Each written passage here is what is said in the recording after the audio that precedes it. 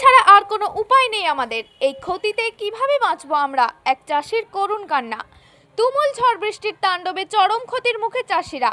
ধান চাষের মুখেই ব্যাপক ক্ষতি মেনে নিতে পারছেন না চাষিরা। কান্নায় ভেঙে পড়েছেন তারা। তাদের মুখে একটাই কথা, সব শেষ হয়ে গেল আমাদের। এখন ছেলেপুলেদের মুখে কি তুলে দেব আমরা? এই ছবি দাসপুরের কিসমত খাঞ্জাপুরের। এই সমস্ত গ্রামের চাষি শ্যামল বেড়া, নয়নতারা দলুই, মধুসূদন দলুই, অশোক মণ্ডল, অজিত দলুই, অসিত দলুই, মধুসূদন সামন্ত, দুর্লভপুর সহ প্রায় 2000 চাষির ধান এই ঝড় বৃষ্টিতে শেষ।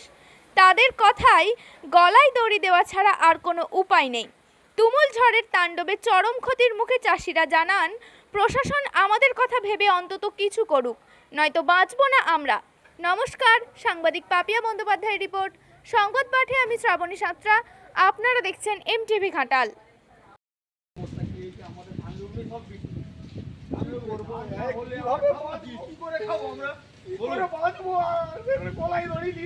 আর কি করবো বলুন, আমাদের আর কিছু নেই, সব সর্বনাশ হয়ে গেল।